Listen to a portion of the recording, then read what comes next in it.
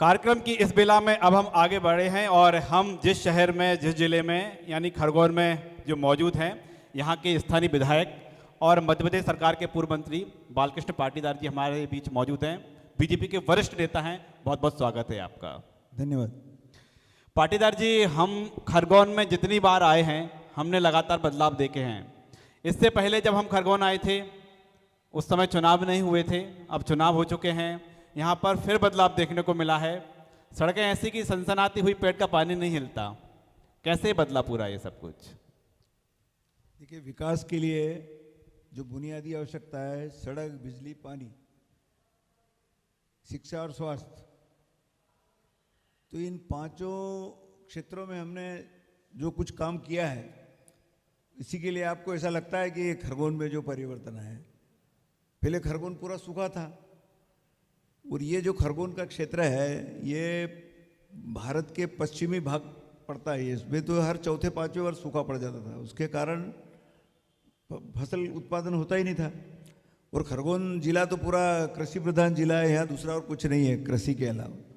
कृषि उत्पादन अच्छा होता है तो पूरा सारा बिजनेस भी चलता है, शहर में रौनक होती है। और कृषि उत्पादन नहीं होता तो फिर सब सन्नाटा रहता है। अब नर्मदा मैया का पानी आने से हर खेत को पानी मिल रहा है, इससे कृषि उत्पादन निश्चित हो गया। और इसलिए किसान एक फसल, दो फसल, किसी प्राकृतिक कारणों से, कीड़े वगैरह से कुछ फसल को नुकसान हो जाता है तो तीसरी फसल भी ले लेता है। इसलिए उत्पादन अच्छा हो रहा है और उसी के कारण सब विकास भी हो रहा है, व्यापार खूब चल रहा है। इसलिए सब नए नए व्यापारिक केंद्र खुल रहे हैं। बिजली की कोई समस्या नहीं है, पर्याप्त निर्बाध रूप से किसानों को 10 घंटे सिंचाई के लिए, उद्योगों के लिए पर्याप्त बिजली मिल रही है। वो इसलिए सड़क, बिजली, पानी ये पर्याप्त है। इसलिए सड़कें भी हमने खूब बनाई। पहले प्रधानमंत्री में सड़क योजना में हर गांव को पक्की सड़क से जोड़ दिया था। अब गांव को आपस में जोड़ने वाली भी योजना भी है, वो भी चल रहा है। तो सड़कें भी बाकी, अब ये जुलवानिया से 4 लेन स्वीकृत हो गया, जुलवानिया से देसगांव। सड़क के मामले में बहुत काम हुआ है और उसी का परिणाम है कि विकास बहुत तेज गति से हो रहा है। ये कहा जाता है कि जनप्रतिनिधि नेता यदि उद्योग को अच्छे से समझता है तो कम समय में अच्छा डेवलपमेंट कर सकता है। और आपके हम देखें तो आप तो उद्योगों से तो आपका पुराना नाता रहा है। हम निमाड़ में उद्योग को लेकर देखें, कितनी संभावनाएं अभी बनी हैं, कौन कौन से नए उद्योग आए हैं और भविष्य का देखते हैं।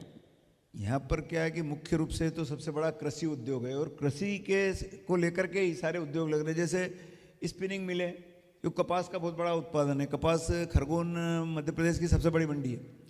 तो यहाँ पर स्पिनिंग, वीविंग, जिनिंग, ये इस प्रकार के इससे संबंधित सब कारखाने। जिनिंग तो खरगोन में जैसे जिनिंग लगभग 18 जिनिंग फैक्ट्री हैं। फिर इसी जिले में औद्योगिक क्षेत्र है निमरानी में, वहाँ स्पिनिंग मिले भी है, वीविंग भी है। खरगोन में भी स्पिनिंग मिल है वो, और बाकी है और भी संभावना है इसकी। अब इसमें भी क्या होता है कि ये जो पुराने सिस्टम की थी जो मिलें, अब वो नया आधुनिकीकरण उनका हो रहा है तो उसमें नया सिस्टम आ रहा है। तो उसके कारण जो पुराने जो बंद होकर के वो उद्योग दूसरे नए आधुनिक मशीनें लगा रहे हैं। तो एक तो कपास को लेकर के बहुत अधिक संभावना है इसमें। दूसरा, यहाँ गेहूं का उत्पादन खूब है, डालर चने का उत्पादन खूब है, सब्जियां, मिर्च, मसाले, धौली, मूसली, अश्वगंधा, सभी प्रकार के। मतलब ये निमाड़ इसलिए इतना समृद्ध है कि ये विंध्याचल और सतपुड़ा दोनों पहाड़ों के बीच का भाग है। और यहाँ की जलवायु ऐसी है कि यहाँ ठंड की वृत्ति की फसलें भी पैदा होती है और गर्म वृत्ति की फसलें। मतलब यहाँ गेहूं, चना भी होता है और कपास, मिर्च भी होता है। अब देखिए, आप ये चले जाएंगे तो विंध्याचल से ऊपर चढ़ेंगे तो हिमालय तक आपको कपास नहीं दिखेगा। और इधर जाओ, सतपुड़ा से नीचे जाओ तो रामेश्वरम, तमिलनाडु तो आपको गेहूं, चना नहीं दिखता। जो कपास का जिक्र किया है, हमने देखा है कि यहाँ पर कपास की इंडस्ट्री थी, खेती तो होती ही है। अब वो कई जिले और कई प्रदेश कह सकते हैं कि जो कपास की इंडस्ट्री है धराशायी हो गई। खरगोन में क्या फॉर्मूला था कि यहाँ पर जो कपास की पहले भी इंडस्ट्री होती थी, आज भी है, अगला भविष्य भी दिखता है। और कई जिले ऐसे हैं जहाँ पर कि कपास की इंडस्ट्री तो पूरी तरह से बंद हो चुकी है। ये कपास की जहाँ खेती नहीं होगी, क्योंकि कपास को एक निश्चित जलवायु में होता है, हर कहीं कपास हो नहीं सकता। मैं वही तो आपको बता रहा था कि विंध्याचल से लेकर के हिमालय तक कपास नहीं होता जी। अब पहले कुछ कुछ पेज में जैसे रतलाम जिले में झाबुआ में कुछ हो जाता था, कुछ इधर देवास के एक काठाफोड़ कन्नौद वाले, अब वहाँ भी कोई ज़्यादा कपास नहीं होता, क्योंकि वो जो जलवायु है कपास की वो सिर्फ निमाड़ में ही है। खंडवा, खरगोन, बुरहानपुर, बड़वानी और धार का विंध्याचल के नीचे का भाग, मतलब धामनोद, धर्मपुरी, कुक्सी, मनावरी, ये क्षेत्र, यहीं कपास होता है। तो जहाँ कारखाने किसी कारण से जैसे रतलाम में लग गए थे, तो अब वहाँ कपास ही नहीं होगा तो कारखाने कहाँ से चलेंगे। वैसे देवास में कुछ कारखाने दी होंगे पहले, जैसे कन्नौद काटाफोड़ में भी थे, अब उधर कपास नहीं है। लेकिन यहाँ पर इन 4 जिलों में तो कारखाने पर्याप्त हैं, खंडवा, बुरहानपुर, खरगोन, बड़वानी। खरगोन गंगा जमनी तहजीब को लेकर बड़ा सेंसिटिव माना जाता है, कभी भी यहाँ पर 2 पक्ष भड़क जाते हैं। आज का दौर कैसा है, तस्वीर बदल गई है कि वैसा ही है? देखिए, जैसे जैसे लोगों में परस्पर समझ का भी है, समझ के अभाव में भी ये सब हो जाता है, लेकिन अब लोगों की समझ भी विकसित हो रही है, तो उसमें थोड़ा सा कमी आई है। बाकी सब लोग सामाजिक संस्थाएं भी इसमें लगातार प्रयत्न करती रहती है कि भाई ऐसी कोई स्थिति ना हो और खरगोन में सद्भाव बना रहे। ये सब जितने समाज सेवी हैं यहाँ पे, वो सबका ये प्रयत्न रहता है, तो उस दृष्टि से भी ठीक है। भी मेरा सवाल आपसे है विधायक महोदय जी, अभी हम लोग कपास की बात कर रहे थे, जैसे कि आपने बताया कि काश्तकार लोग यहाँ पर ज़्यादा है। आप सरकार में विधायक है, एक लंबा समय आपको राजनीति का भी रहा है। आप देख सकते हैं कि बड़वानी ज़िले के सेंधुआ में लगातार मंडी टैक्स को लेकर जो कारखाने हैं वो पलायन कर गए। आप मंडी टैक्स को लेकर क्या रणनीति रहेगी सरकार की? देखिए, मंडी टैक्स तो सरकार ने बहुत कम कर दिया है। अब वो पहले 2 रुपये सैकड़ा था और उसमें और अलग से कर लगता था, वो सामाजिक न्याय विभाग का जो निराश्रित फंड, वो सब बंद हो गया। पहले 1 रुपया 1% सड़क के लिए लगता था, वो भी बंद हो गया। अब 1% टैक्स है कपास पर, जो अन्य जिन्सों पर भी वही है लगभग। तो तुलनात्मक रूप से महाराष्ट्र में 50 पैसा है, लेकिन ये इतना बड़ा टैक्स का इतना बड़ा कारण नहीं है। ये बात सही है, व्यापारियों की मांग है कि टैक्स जो महाराष्ट्र में, गुजरात में है वैसा होना चाहिए, लेकिन और दूसरे कारण है। जैसे दूसरा सेंधवा में क्या था, पहले कपास की एकाधिकार खरीदी थी महाराष्ट्र में, अब वहाँ खुला कपास हो गया, वो खुला हो गया, तो उस समय वहाँ के किसान सब यहाँ बेचते थे, सेंधवा में, बुरहानपुर में बेचते थे। अब वहाँ पर भी कपास की खरीदी सेंटर मंडियों में वहाँ व्यापारी करने लग गए। पहले वहाँ व्यापारी कपास नहीं खरीदता, शासन ही खरीदता था। तो उस समय जो लोग जिनको प्राइवेट में कपास बेचना था, वो सेंधवा, बुरहानपुर, खंडवा, खरगोन भी आता था कपास, अब वो नहीं आता, इसलिए वो वहीं बिकता है। ये एक कारण है बड़ा। दूसरा ये था कि एक लंबा सफ़र आपने राजनीति में तय किया है, कई बार विधायक भी रहे उस समय, और आज खरगोन को डेवलपमेंट में कहाँ देखते हैं आप, और आगे क्या भविष्य देखते? देखिए, ज़बरदस्त डेवलपमेंट है खरगोन में। खरगोन में एक पहले आपने खरगोन शहर को देखा होगा तो ये 4 दरवाजे के बीच का शहर था। मतलब पोस्ट ऑफिस को बुरहानपुर दरवाज़ा बोलते थे, उधर एक दिल्ली दरवाज़ा होता था जो बावड़ी बस स्टैंड के था, उधर गुरुआ दरवाज़ा होता था जो गुरुआ मोहल्ले में था, और एक किले का गेट, इसके बीच में खरगोन था।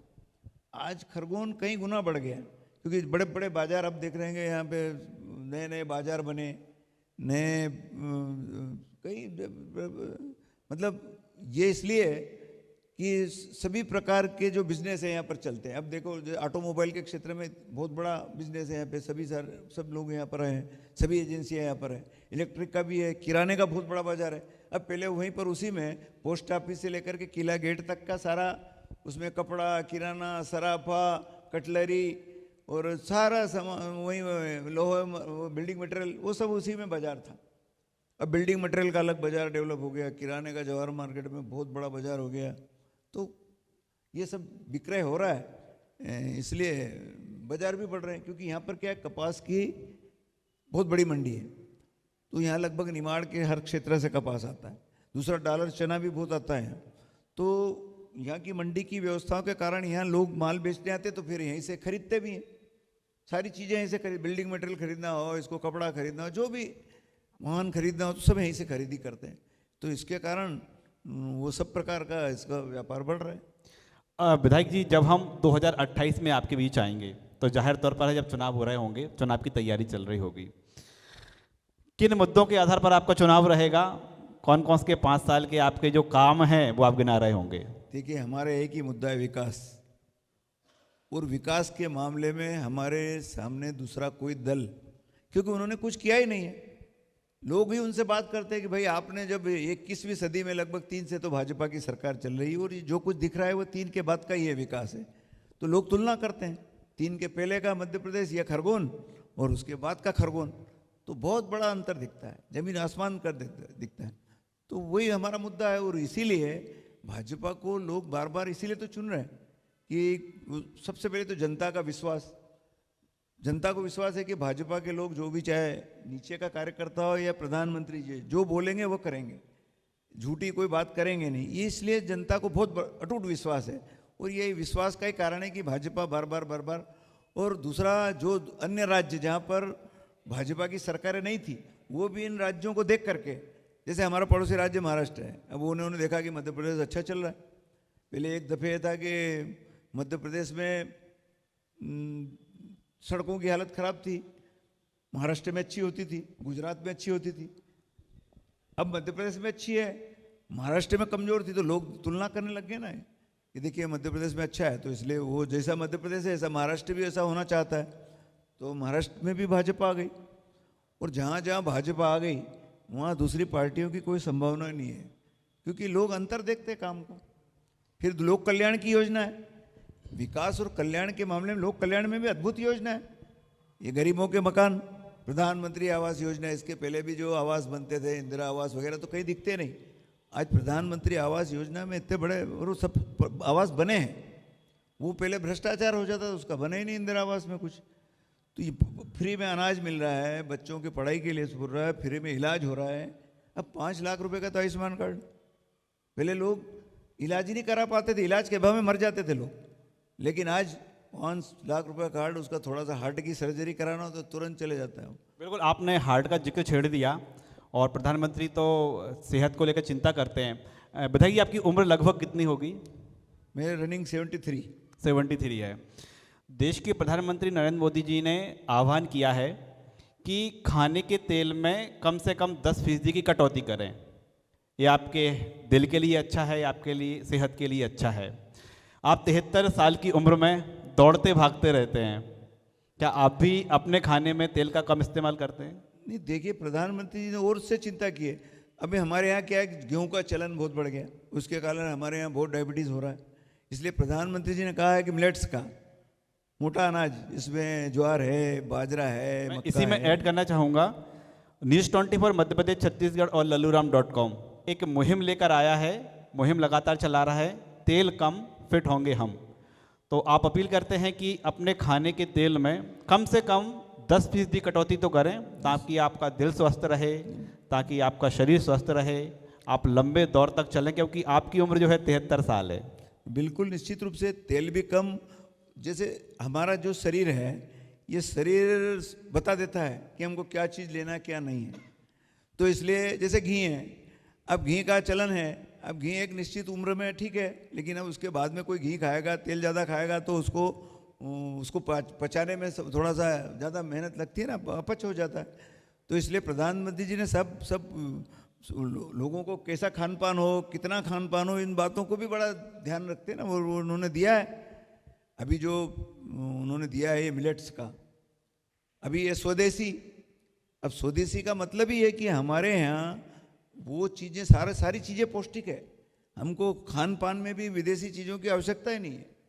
तो हमारे देसी चीज़ें, देसी मिर्च मसाले, अनाज और गेहूँ, हमारे वो अपना घी, तेल और दूसरे अन्य वो सूखे मेवा, ये सब हमको, हमारा जो भारतीय भोजन है वो पहले से भी, जो पहले हमारे जो सनातन पद्धति का जो भोजन है कि सुबह कैसा भोजन करना चाहिए, शाम को कैसे भोजन करना चाहिए, पहले हमारे खिचड़ी। आपकी दिनचर्या के भोजन में क्या क्या शामिल है? नहीं, मैं सादा भोजन करता हूँ, दाल, ज्वार की रोटी, हरी सब्जी और दाल, कभी उसमें दही छाछ भी ले लेते हैं।